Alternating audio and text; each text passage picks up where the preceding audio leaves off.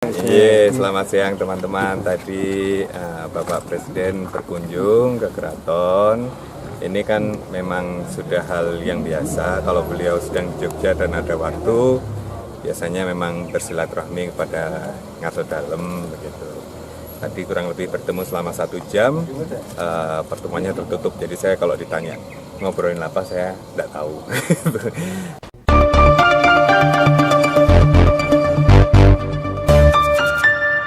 Iya, berjumpa lagi Sobat Ompen dimanapun berada. Semoga Sobat Ompen selalu dalam lindungan Allah SWT, Tuhan Yang Maha Esa. Berbicara percaturan Pilpres kali ini sangat enak sekali kalau kita mau bicarakan. Berbicara mengenai catur nih. Catur adalah permainan rakyat biasa yang dimainkan kalangan usia. Usia semua bisa bermain ini kadang-kala. Seringkali saat ronda, Bapak, ada yang ngobrol, ngabisin waktu, wegah untuk mencegah rasa kantuk atau bosen itu ya, untuk mencegah ya dengan bermain skak atau catur itu. Ngobrol makin gayeng, asik dan bikin betah.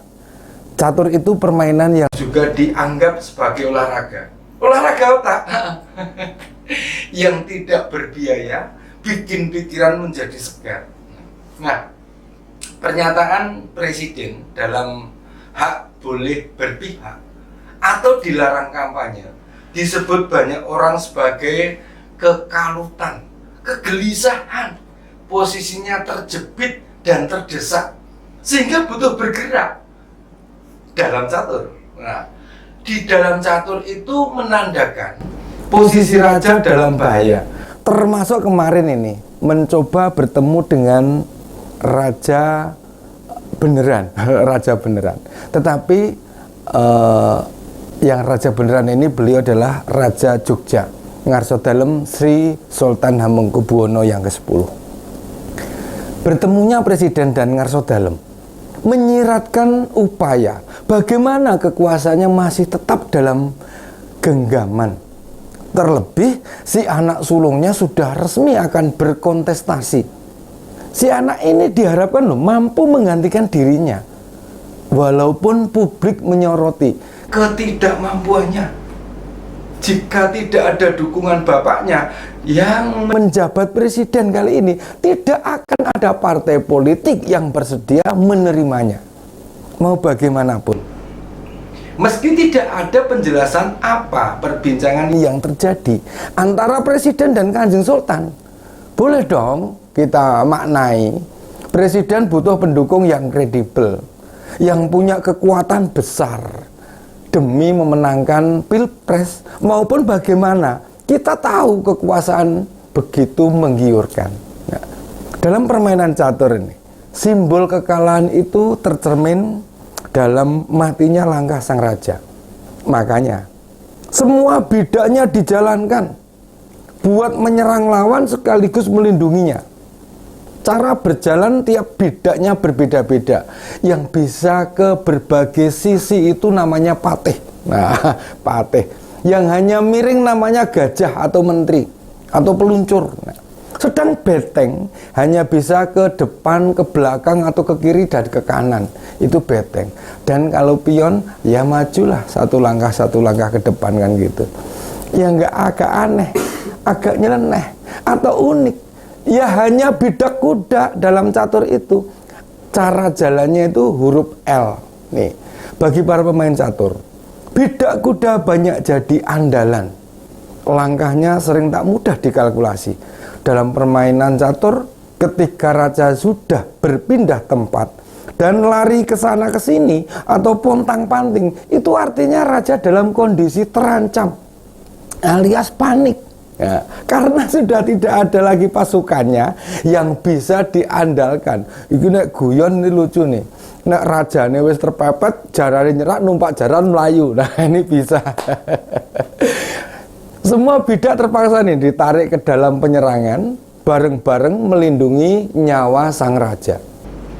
Berbagai bidaknya sudah dikonsolidasikan, sudah diminta merapat, sudah diorkestrasi, namun tak menggambarkan kemenangan di depan mata. Seiring berjalannya waktu ya, justru posisi raja saat ini terancam. Meski telah mendorong anak jadi penggantinya, kayaknya tidak membuat kekuatan makin membesar. Strategi raja menjadikan salah satu menteri menjadi garda depan simbol pertempuran. Suara rakyat justru tak mendengar titah sang raja. Kedua anaknya, juga orang-orang dekatnya sudah bergerak berkampanye, menyusup ke berbagai organ, mengalirkan logistik, mengepung kubu lawan, mempengaruhi rakyat. Tetapi rasa-rasanya tidak juga memperoleh hasil seperti yang diharapkan. Ini kenyataan yang sangat pahit. Sangat pahit bener nih. Sejak awal mereka menimbang hanya dengan satu putaran kemenangan itu bakal diraih. Jika sampai pilpres berlangsung 2 putaran, bisa runyam target mereka. Soalnya gini, kubu 01 yang kalah di putaran pertama hampir dipastikan pilih merapat ke Pak Ganjar, no. Kan Pak Anies sama Pak Caimin sama-sama kagama, podo UGM loh, ya kan? Ya merapat ke ketua alumni UGM toh. Pak Ganjar kan ketua kagama, ya. Tidak hanya itu, nek dipertarungkan ini ya, nek didu gitu kan, gagasan maupun program. Lah program Pak Ganjar kan cetha welo-welo atau terwoco cetha kan gitu kan, mantap arahnya, jelas targetnya, dan bukan sebangsa program aur-auran. Selain itu, pas dalam debat Mbak Puan terlihat dekat sama Pak Anies sama Caimin.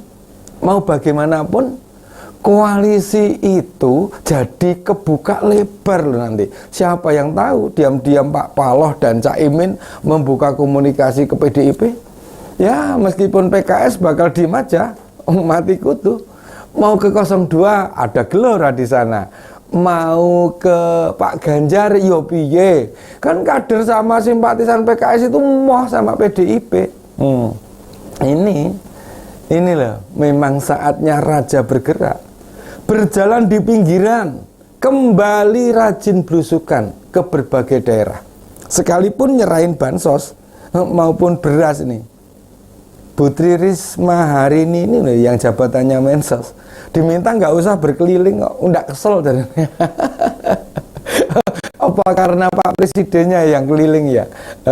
Kemarin viral kan, bansos Bulog itu ada stikernya gemoy itu loh ya, politisasi itu, ibarat gerakan bidak-bidak raja, mengkondisikan rakyatnya buat menekan, mesti memilih 02 nih. Lah bila dikalkulasi loh, atau diumpamakan bidak catur, kan pasukan mereka banyak tuh, ada 4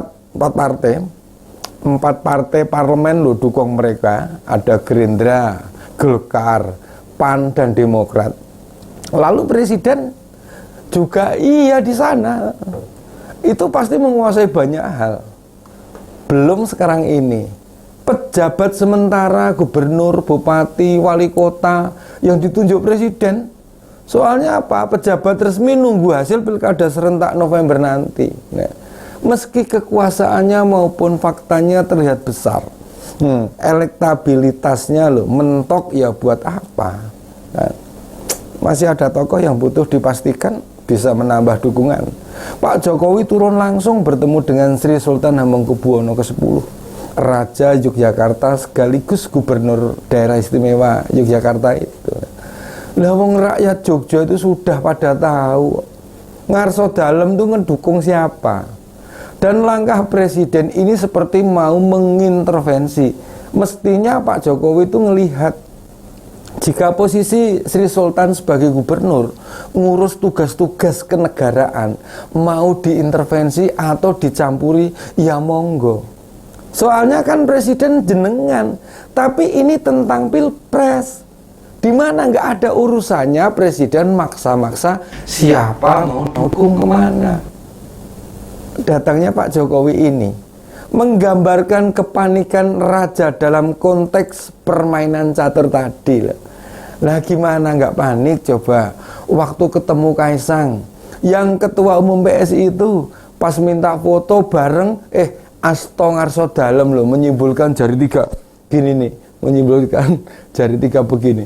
Sementara loh Pak Prabowo sama Samsul juga ketemu. Nah, itu nomor yang Pak Samsul itu kan wakil presiden nomor 2 itu. Kemudian disusul datang lagi nih Pak Prabowo sama Mas Gibran bertemu juga. Pasti ngobrol politik juga. Namun dari mimik muka serta gerak tubuh yang nggak nyaman loh beliau. Bisa jadi Pak Jokowi kesel ngelihat hasil pertemuan bidaknya tak membuahkan hasil yang menggembirakan. Otomatis dia mesti bergerak sendiri, harus cawe-cawe, turun gelanggang, bisa mempengaruhi Ngarso Dalem. Nah memangnya dalam konteks memegang konstitusi, Raja Jogja mudah diatur-atur ngoten. Boten. Belum lagi loh beliau sudah bertemu dan ngobrol sama Pak Ganjar sebelumnya. Eling Pak, eling. Beliau itu Raja Jawa yang ngugemi kabudayaan ingkang adiluhur, menjaga tradisi dengan baik sampai sekarang ini. Besarnya kekuasaan tidak akan menggoyahkan beliau sedikit pun untuk main-main dengan kekuasaan. Dulu Belanda menjajah Indonesia saja dilawan loh kakek buyutnya. Masa zaman sekarang penguasa mau main-main dengan kekuasaannya? Berkaca diri saja Pak Jokowi. Benarkah apa yang Anda lakukan sekarang? Raja Jogja itu menjaga benar apa nilai-nilai yang diturunkan leluhurnya, termasuk di dalamnya peninggalan gagasan dalam sebuah buku karya Sri Sultan Hamengkubuwono yang ke-9 yang pernah menulis buku Tahta untuk Rakyat. Kira-kira akankah beliau mau melanggar apa yang dipesankan ayahandanya? Dijamin tidak bakalan itu. Jadi kunjungan presiden itu sia-sia saja. Justru upaya Jokowi menemui Ngarso Dalem mematikan langkahnya sendiri. Demikian opini kali ini. Salam seger waras. Jaga persatuan.